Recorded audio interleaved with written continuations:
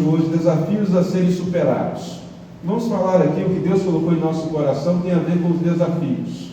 Nós estamos aí iniciando o ano de 2025. Essa liderança que foi eleita, ela vai enfrentar desafios, não tenha dúvida disso. Quem não quer enfrentar desafios, então vai se esconder, vai ficar parado, não vai pegar responsabilidades. O desafio de liderar já está aí. Juntamente com os desafios vão vir lutas, vão vir muitas coisas, inclusive para fazer desistir. Então Deus quer falar essa liderança, mas Deus quer também, as crianças vão estar indo com a tia Lília, né?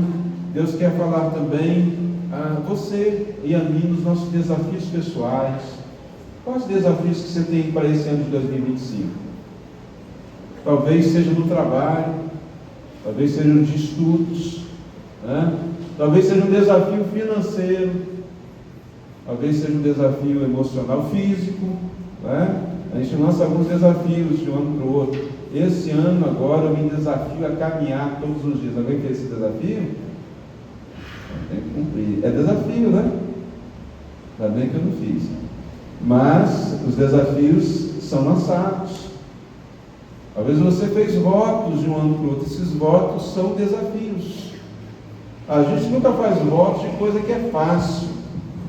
Desafio é algo grande, é algo maior do que nós.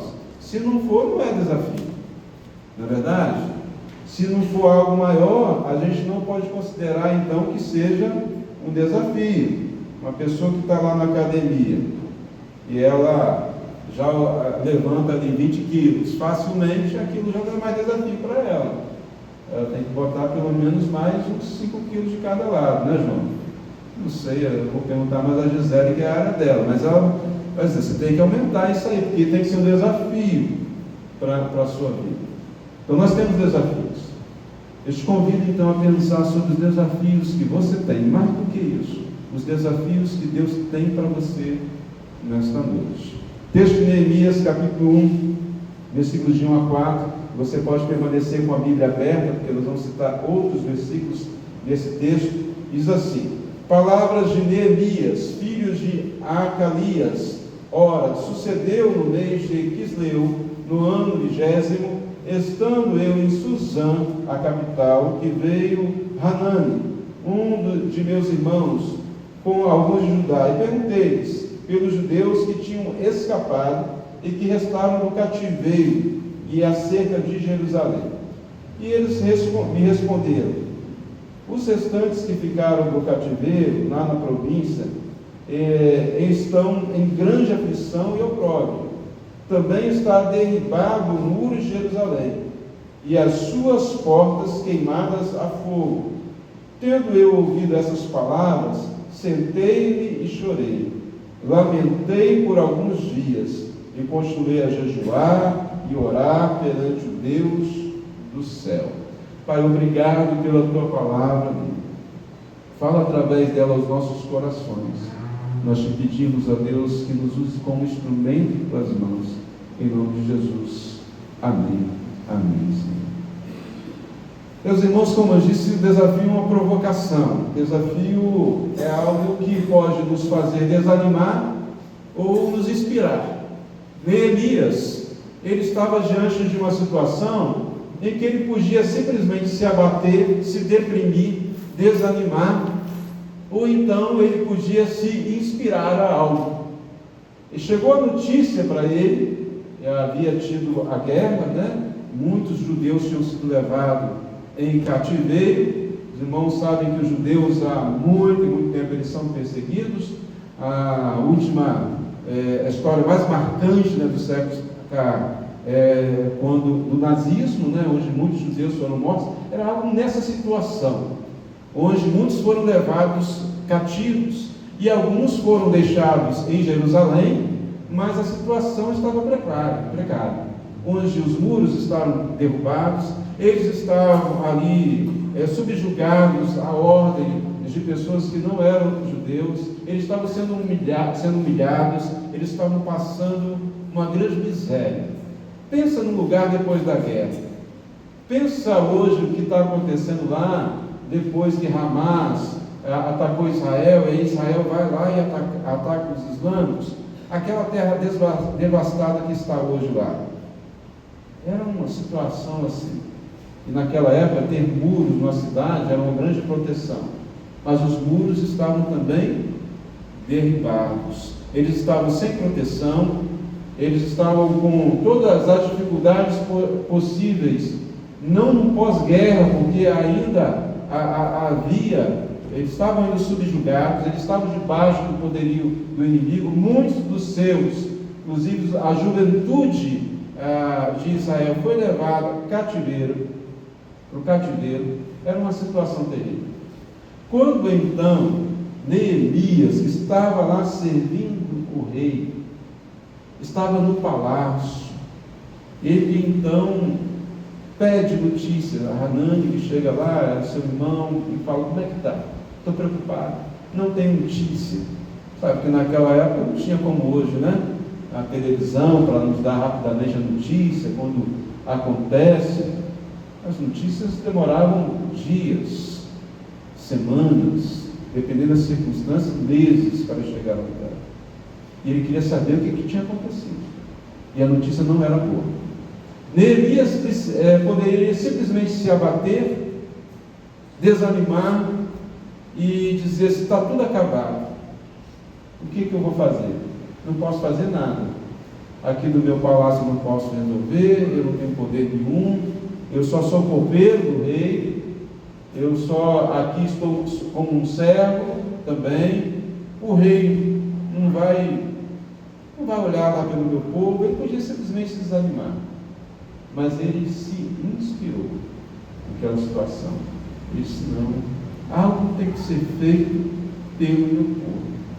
E aquilo incomodou o coração dele. Ele começou a jejuar, ele começou a orar, ele tomou aquele desafio para si. Ele não olhou e disse assim: isso é um problema deles que estão lá, para eles que se resolvem, eles que têm que reerguer o muro, eu estou com a minha vida resolvida aqui. Não, Neemias tomou o desafio para si. E a história vai nos mostrar que Neemias então ora, Neemias jejua, Neemias conversa com o rei.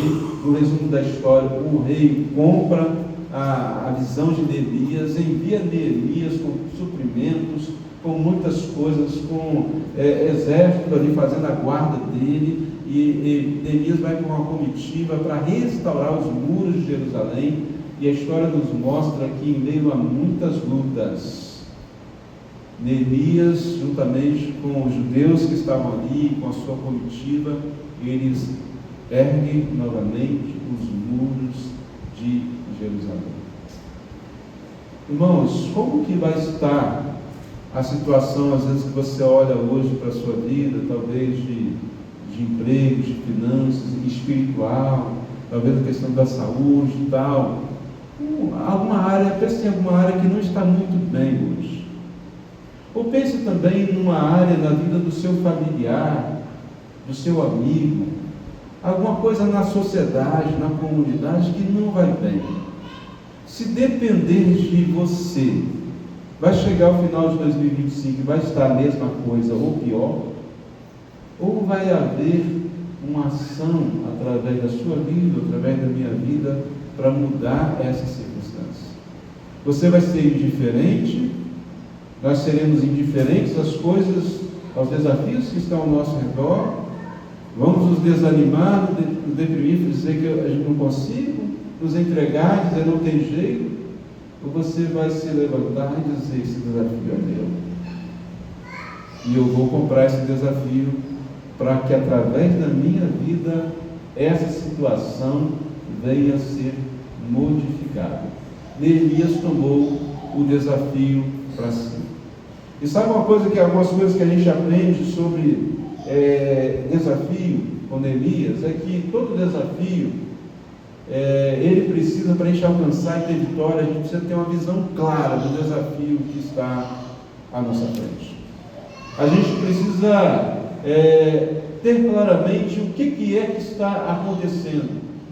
Muitas vezes, irmãos, nós olhamos para as coisas de uma forma muito parcial. E a gente olha e fala bem assim: esse problema que está acontecendo é por causa do meu filho que é desobediente. Isso que está acontecendo é por causa do meu esposo que não ajuda. Se a minha mulher ajudasse a coisa... E a gente vai olhando com parcialidade. Olhamos às vezes para o mundo e falamos assim: o mundo está do jeito que está, simplesmente porque as pessoas são problemáticas. O cara está na droga porque quer estar na droga. E a gente vai colocando essas coisas desta maneira. E nós não nos incluímos. E não buscamos em Deus uma visão ampla do que realmente está acontecendo. Irmãos, nós vivemos um mundo hoje, onde que todas as coisas que estão acontecendo, elas têm a ver com o mundo espiritual. Não tenha dúvida disso. Não há nada neutro na história da humanidade. Não há entre o bem e o mal o neutro, onde você diz assim: não é nem bem e nem mal, nem bom e nem ruim. Não há o neutro. Então, ou é Deus ou é o diabo. Não é verdade? E nós estamos constantemente numa batalha espiritual. E há ruínas ao nosso redor, às vezes das nossas famílias. Como Neemias olhou e falou, e teve essa notícia do seu irmão, ele fala: são os meus irmãos, judeus como eu. Às vezes também fora do nosso ambiente de família. Mas a miséria, a ruína está chegando nos casamentos, nas famílias, nos relacionamentos, nas vidas das pessoas. Crianças que no início já da jornada da vida, já nem estão querendo viver. Tempos atrás não ouvimos falar de depressão de criança. Hoje temos crianças depressivas, crianças em depressão, crianças tentando tirar a própria vida. E nós olhamos isso ao nosso redor e não podemos ficar abaixo. Nós precisamos ter uma visão ampla de tudo isso. E na oração, quando nós vemos aqui a partir do versículo 5 até o versículo 11, a oração de Neemias mostra claramente que ele tinha uma visão ampla. Ele ora a Deus e ele fala: Senhor. E aí ele vai lembrar a história do povo de Israel, de Moisés, dos estatutos, da aliança de Deus com o povo. E ele fala assim: não, a coisa não é só política, a coisa não é só uma situação econômica, a coisa não é só uma questão de guerra, a coisa é espiritual. Querem destruir o seu povo, mas tem uma aliança que eles têm com o Senhor. Deus, ele vai falando com Deus: lembra da tua aliança. E vai à frente o Senhor desse negócio.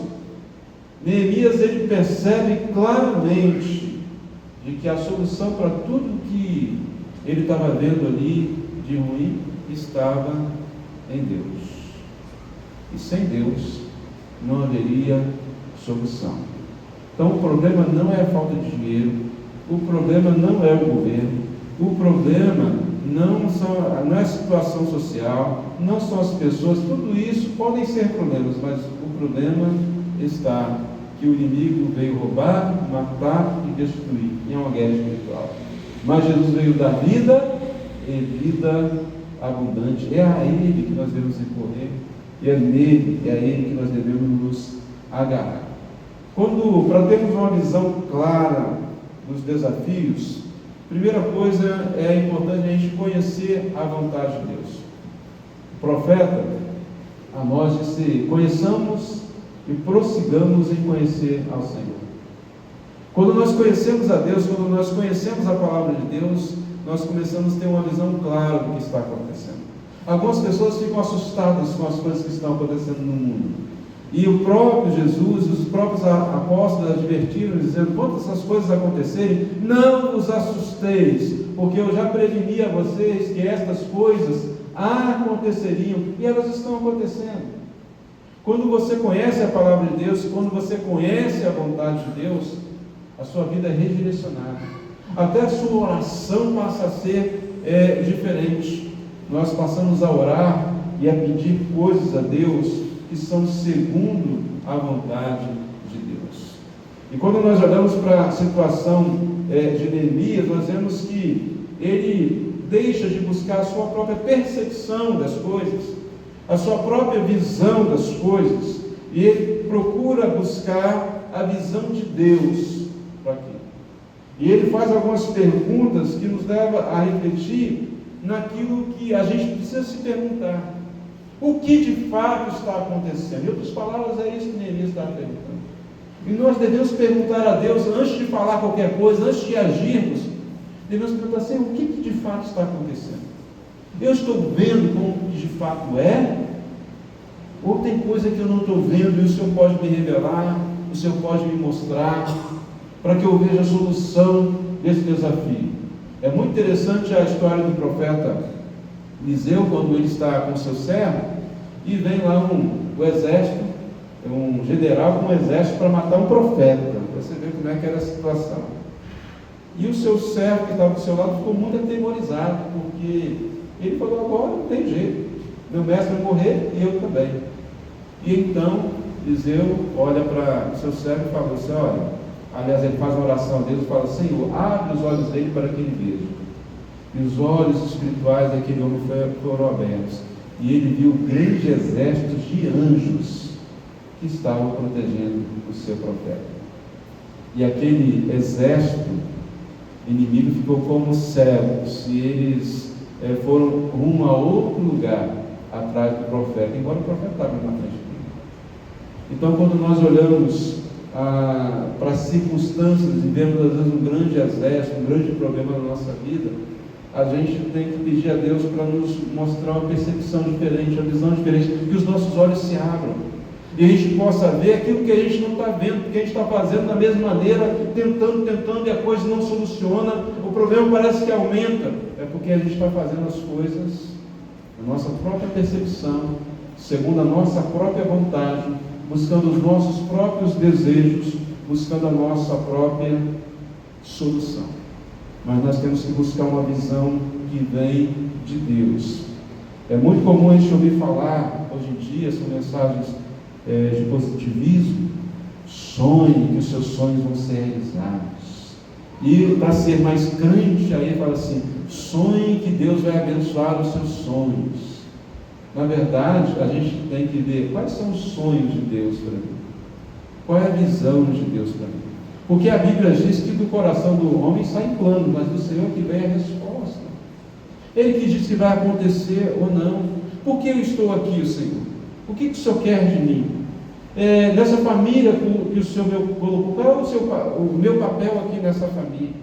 Por que estou passando por essas circunstâncias? O que o Senhor tem a me ensinar? O que o Senhor espera de mim? O que de fato está acontecendo de bom ou de ruim na minha vida? O que me toca nisso? O que é a minha parte? Em que o Senhor quer me usar? Em que eu posso servir? Qual é a proposta do Senhor para mim? É a pergunta que a gente tem que fazer. Quando a gente fala dos ministérios aqui na igreja, não é o pastor que tem que dizer que área você tem que servir, mas você tem que ouvir de Deus e ele te dizer: ó meu servo, eu quero que você trabalhe nesta área na minha igreja, faça esta obra, eu te separei para isso. Deus quer na sua casa que você seja uma solução para os problemas, para as tribulações. Você pode se colocar, às vezes você fala assim: eu sou um filho, e eu vejo meus pais brigando, o que eu posso fazer? Você pode ser um grande instrumento nas mãos de Deus. Meus pais estão quase se separando, será que eu posso fazer alguma coisa? Sim, você pode. O que eu posso fazer? Como eu posso ser usado? Quantos pais eu vir para a igreja através de seus filhos que começaram a vir, buscar a Deus e ganhar o coração dos pais também para Jesus? E assim vai. Cada um de nós, não importa a idade, nós podemos ser usados por Deus. E para isso, para conhecer a vontade de Deus, a gente precisa orar, dobrar o joelho no chão. Você já percebeu que quando você fala de orar, aparece um monte de coisa para você não orar? Você já percebeu que orar, embora seja fácil, não é fácil? Eu digo que embora seja fácil, porque orar é falar com Deus. Igual você conversa com alguém, comigo. Orar é falar com o Pai. É difícil isso? Não é. Mas se torna tão difícil, tão pesado, porque o inimigo não quer que você ore. Porque ele sabe que no momento que você orar, ele está derrotado. Ele sabe que no momento que você orar e buscar a Deus, a solução vem. Ele sabe que no momento que você orar, antes que se mude o problema, vai mudar você. Às vezes a gente fica muito focado porque tem que ter a solução do problema, mas às vezes Deus está usando o problema para uma transformação na nossa vida, para a gente sair de um comodismo, para a gente exercer um dom que Deus nos deu. Neemias agora, ele sairia de ser copeiro do rei, para ser um líder de uma nação, de um povo que estava restaurando os seus muros. Era muito mais trabalho. E Deus mudou a trajetória de Neemias naquele tempo de tribulação. Então a gente precisa orar para que Deus primeiramente faça a obra em nós, na nossa vida, no nosso coração. A oração precisa vir antes de tudo. A oração clareia a nossa visão e nós começamos a ver aquilo que a gente não conseguia ver. E aí a gente tira o foco do problema e a gente consegue ver pelos olhos da fé a solução do problema. E Deus às vezes nos manda fazer coisas através da oração que a gente fica assim, será que é isso que eu tenho que fazer? Mas é o que Deus mandou, e você obedece, e a vitória vem na sua vida. Ezequias estava atemorizado porque chegou a notícia que vinha lá a união de 2, 3 exércitos que vinha contra Israel, e ele reuniu e falou assim: não temos condição, nós vamos ser derrotados. E aí Deus fala através do profeta: olha, só junta o povo, não leva armas, leva tamborins, leva um ministério de louvor, a orquestra lá da cidade de Pomar, e vão tocar lá. Vão tocar e cantar. Coisa louca. Como é que você enfrenta um exército armado até os dentes, com bateria, instrumentos de corda, laúdes, louvando, cantando? E foi assim que eles foram. No momento que eles começaram a louvar o Senhor mandou o seu anjo que confundiu aquele exército, e o exército começou a lutar um contra o outro, até que nenhum ficasse de pé. E o povo de Israel não precisou levantar uma arma sequer. Isso é oração. Ezequias falou: eu não consigo. Ele levou o povo a orar, ele orou, falou: olha, eu preciso de uma direção. E Deus deu a direção e a vitória veio. A gente fica tentando fazer as nossas armas e fez assim: o que eu tenho aqui que eu posso usar?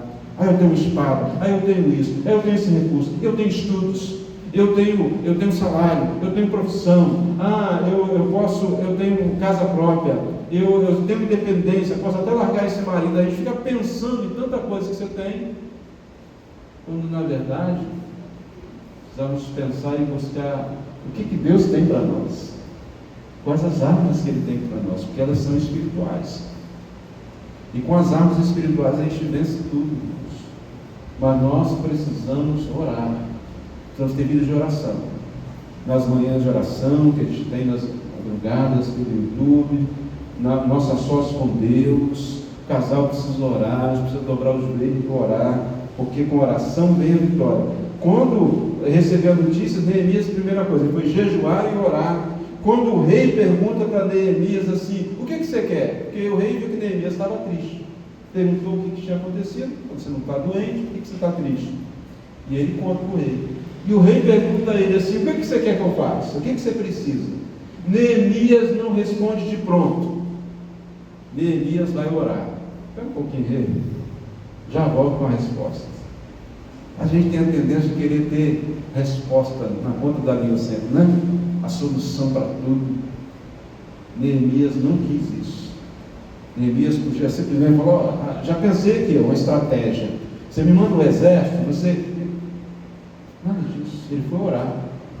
Depois que ele orou e Deus deu a resposta para ele, ele chega e fala: olha, eu preciso de cartas para serem enviadas aos embaixadores, né, aos magistrados, aos governantes, para que eu vou passando por essas cidades, haja permissão de eu chegar lá. Eu preciso de uma autorização dada pelo Senhor para que eu reconstrua os muros. Eu preciso... E foi passando. E sabe uma coisa que aconteceu? O rei deu a Neemias tudo que ele pediu, e ainda deu mais. Deu até uma escolta para ele, que ele não tinha pedido na relação dele. Porque Neemias buscou a Deus em oração. Quando nós buscamos a Deus em oração, Deus dá mais do que aquilo que nós podemos imaginar ou pensar. Ele tem algo melhor do que a gente planeja uma coisa e fala assim, isso aqui é o melhor. É essa casa, é esse namorado, é esse emprego. E aí você insiste tanto que você quer aquilo, e às vezes Deus permite você ter, e depois você se desaponta e fala assim, que frustração. Quando na verdade Deus tinha algo melhor para você. Mas você insistiu e queria aquilo para a sua vida. Então é importante a gente colocar diante de Deus em oração tudo. A Bíblia diz, sejam as nossas mais pequeninas petições conhecidas diante de Deus.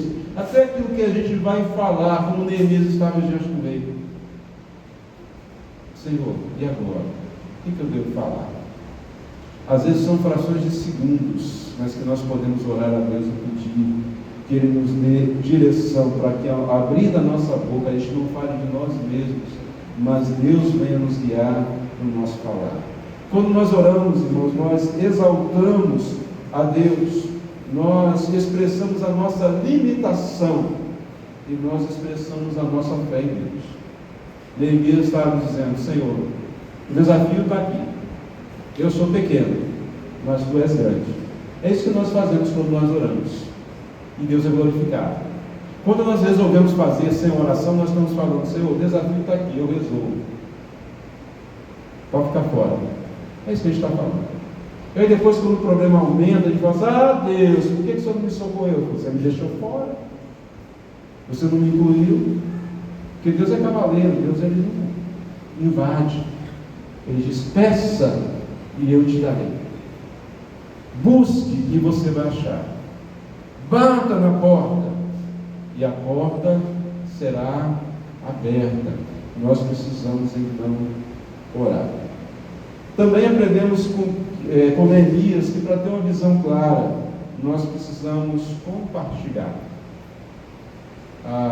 O relacionamento com Deus é importante, muito essencial, mas o relacionamento com o nosso próximo também. Deus faz através do nosso próximo também.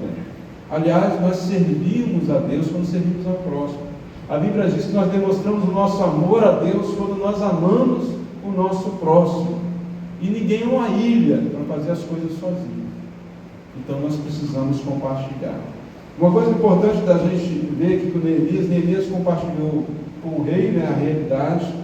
Ele falou do povo que sofria, ele falou que queria ir ajudar, ele falou que daquilo que ele necessitava, está aí dos versos 5 ao verso 8 do capítulo 2 de Neemias, e ali ele foi e compartilhou com as pessoas certas. Você pode ver isso dos versos 12 a 18, você pode ler depois na sua casa, você vai ver que esplêndido, porque Neemias não sai contando para todo mundo o plano. Depois que o rei autoriza, Neemias só compartilha no tempo certo com as pessoas certas. Ele sai do rei, vai ao governador, vai aos magistrados, vai a cada um. Quando ele chega lá, nem o povo judeu estava sabendo o que ia acontecer. E os inimigos, Sambalate, Tobias e tal, que estavam ali, não sabiam, estavam nas escuras. E Neemias depois reúne a liderança que existia lá dos judeus e compartilha com eles ali. Então ele vai compartilhando com pessoas certas. Eu quero dizer uma coisa para você. Os desafios que você tem na sua vida, sabe que tem pessoas que Deus vai colocar na sua vida para você avançar. Como os governantes, os magistrados estavam na vida de Neemias, até para ele chegar ao ponto que estava. Mas o diabo vai querer colocar pessoas na sua vida também para te fazer desistir. E tem coisas que, se você estiver diante do Senhor, apresentou diante de Deus em oração, compartilhe com aquelas pessoas que Deus direcionou para você. Porque se você compartilhar com as pessoas erradas, elas vão querer te fazer desanimar. Vai dizer que não vai dar certo. Elas vão fazer fofoca daquilo que você está vislumbrando, da sua visão. elas vão, às vezes, muitas vezes, querer boicotar, querer atrapalhar. Essa é a realidade. Certos do inimigo. Então, busque compartilhar com pessoas certas, pessoas que te amam, pessoas que já compartilham da sua vida e que vão vibrar com você, vão caminhar com você, vão dar as mãos a você. Quando Neemias compartilha com os judeus, todos se reúnem ali falando: nós vamos ser como uma mão só, trabalhando, e nós vamos fazer essa obra. Porque Neemias não reergueria os muros sozinho, mas com o povo sim, e com o povo unido com ele, os muros foram reerguidos. Deus te deu uma família, compartilhe os ideais, a visão, converse, o casal. Deus te deu uma igreja, compartilhe. Deus te deu no seu trabalho funcionários, se você tem alguém trabalhando para você, ou se Deus te deu colegas ali, para que a empresa cresça, compartilhe. Compartilhe a visão, mas na hora certa, com as pessoas certas. E com certeza, aquilo que Deus tem para você vai acontecer. Mas além da visão clara, é preciso ação. Ação, irmãos, envolve sair da situação cômoda. Envolve sempre o sacrifício. Se você quer coisa na vida, mas não busca, não. Aí eu quero um emprego, mas fica em casa deitado, assistindo televisão. Vai ter um emprego? Certa vez eu era encarregado de obra, aí passou uma mãe buscando emprego para o filho. Onde que o filho estava? Dormindo em casa. A mãe queria que o filho trabalhasse, mas o filho não queria trabalhar. Você vai dar emprego para eles? Não. Então é preciso levantar. A gente não consegue questões importantes, valiosas na nossa vida, sem sacrifício, sem dedicação, liderança. Vão haver sacrifícios, precisamos sacrificar tempo, disposição, abrir mão de algumas coisas para fazer a obra do Senhor, mas isso não será jamais em vão. Se você quer restaurar o seu casamento, vai haver sacrifício. Se quer resgatar uma vida das trevas, vai haver sacrifício. Coisas boas não acontecem sem sacrifício. A melhor coisa do mundo, a salvação, ocorreu com o grande sacrifício de Jesus na cruz do Calvário por nós. A ação também envolve estratégia de trabalho. É sacrifício, mas também envolve estratégia. Líderes, reúnam os seus ministérios, planejem, não deixem para a última hora. Famílias, nós precisamos fazer planejamento financeiro, planejamento familiar, planejamento para a vida. Isso é importante. Muitas vezes na correria do dia a dia a gente tem falhado nisso, mas é tempo ainda de fazer, sentar, planejar, capacitar. A ação envolve enfrentar obstáculos. Neemias enfrentou Sanbalate, Tobias e Géssica, se levantaram como inimigos dele. Nós enfrentamos, irmãos, todos os dias a carne, o diabo e o mundo. Se você quer servir a Jesus de verdade, se você quer andar firme nos caminhos do Senhor, tem que ter uma luta contra a carne. Tem que negar o mundo, tem que odiar o mundo, não pessoas, mas o sistema decaído do mundo de pecado. Tem que entrar numa batalha contra Satanás, mas entrar na batalha já como vencedor. É uma luta constante. Vencer tentações. Não há quem exerça o ministério na presença do Senhor com eficácia sem santidade. Então é preciso renúncia, é preciso realmente dedicação da vida a Deus. Eu quero concluir nessa noite dizendo para você que para superarmos os desafios espirituais, sociais, seja quais forem os desafios que você tem na vida, é preciso primeiramente ter consciência do chamado. Essa é a minha responsabilidade, isso é chamado. Deus me chamou para ser pastor. É um chamado. Eu não posso abrir mão desse chamado. Mesmo que eu tenha propostas muito melhores, eu não posso abrir mão, porque é um chamado de Deus para a minha vida. Eu estava até brincando, esses dias atrás, a mãe estava perto e falei assim, está faltando pedreiro no mercado, né? O pedreiro está ganhando bem, né, velho? Graças a Deus. É uma profissão que tinha que ser valorizada, está sendo valorizada. E aí eu falei desse, tá faltando pedreiro, tá sobrando pastor, vou voltar a ser pedreiro. Aí mamãe prontamente falou assim, não, você tem um chamado. Ela está certa. A gente não pode abrir mão do chamado. Qual é o seu chamado? Na igreja. O que Deus chamou para fazer? Não abra mão disso. Mas as pessoas furaram comigo, eu tive aquele problema. Meu irmão, você sempre vai enfrentar, o sambalate não está aí. Você precisa continuar, você está fazendo para Deus, fazendo para o Senhor. Qual é o seu chamado na sua casa, no seu lar? Você é chamado para ser o chefe da família? Você é chamado para ser a mulher sábia? Qual é a sua função hoje no lar? É o seu chamado. Deve exercer com sabedoria, com dedicação, esse chamado que Deus deu para você. Qual o talento secular que Deus te deu? O seu trabalho, aquilo que você desenvolve, é também um chamado. É a sua responsabilidade. Chamado é aquilo que é seu, que você é chamado para desenvolver e você não pode passar para outro. É você que tem que fazer. Quem está na enfermagem, né, Flávio? Quando está cuidando de alguém lá, aí depois olha e você, mas a pessoa não recebeu a medicação tal. Quem é que tinha que fazer? Era o Flávio. Mas eu achei que outra pessoa podia fazer. Não, era a responsabilidade dele. Não pode passar para outro. É chamado. Então Deus tem um chamado para você. E é preciso ter consciência desse chamado. Deus me chamou para quê? Até um tempo Deus chamou Neemias para ser copeiro do rei. Mas a partir daquele tempo Deus falou para Neemias, agora você não é copeiro do rei. Agora você é levantador de muro. Você é líder de um povo que está machucado, que está ferido, que está desmotivado.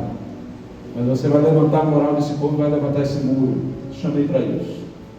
Deus tem te chamado para fazer. Deus te capacita para fazer. Devemos também ter consciência do trabalho. Jesus disse, as raposas têm covis, as aves dos céus têm ninho, mas o Filho do Homem não tem onde reclinar a sua cabeça. Trabalhar para Deus envolve luta, envolve sacrifício, envolve recurso. E a gente precisa ter consciência de que tudo que queremos fazer que tenha valor, valor não estou falando de dinheiro, estou falando de valor no sentido de valor de vida, tudo que tenha valor envolve trabalho, envolve muito trabalho. E por último, nós temos que ter a consciência do alvo, ou consciência da missão. Chegou um momento na vida de Neemias que eles já estavam erguendo os muros. Aí armaram uma cilada. Aí mandaram dizer lá para Neemias, Sambalate, seus amigos mandaram dizer assim, desce para cá que nós queremos conversar, fazer um acordo e tal, mas eles tentavam matar Neemias. Neemias mandou dizer, eu estou fazendo uma grande obra, de modo que eu não posso parar. Teu chamado é a grande obra que Deus tem para a sua vida. Não deixe que o inimigo te leve para a cilada. Há tantos, há um soneto que diz que há tantos que corriam bem, hoje não correm mais. Há tantos que estavam envolvidos na missão, fazendo a obra, e de repente ouviu um convite, falou, vem cá, e foi e se desviou. Então a gente precisa estar focado na missão que Deus nos deu. 2025, Deus tem uma missão para mim, Deus tem uma missão para você. Essa família que Deus te deu aí para você cuidar, homem, falando para nós homens. Essa família aí, mulher, é para você cuidar. Filhos, dê graças a Deus você tem uma família, seja obediente. Qual a sua meta esse ano nos estudos? Foco nisso, Deus vai te abençoar. O que Deus tem te chamado para fazer na obra dele? Diga, Senhor, eis-me aqui. Quero trabalhar na tua obra, quero te servir. Não permita que as circunstâncias, que as lutas, que os desfavores se façam parar. Porque Deus te chamou. E a obra que Deus te chamou não é para fulano ou Beltrano, é para você. Diga, eis-me aqui, Senhor.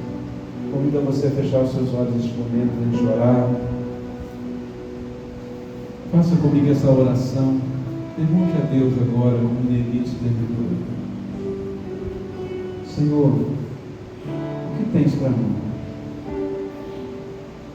queres de mim? Para que o Senhor está me chamando? Senhor, eu vejo esse problema que está acontecendo. Senhor, eu vejo essa luta que eu estou envolvido. Qual é o meu papel nisso? Abre os meus olhos para que eu veja, dá-me visão. Para que eu seja um instrumento em tuas mãos para a solução dos problemas da família, dos problemas pessoais, das situações de amigos, colegas, de trabalho, da sociedade. Coisas que vejo que angustiam a minha alma.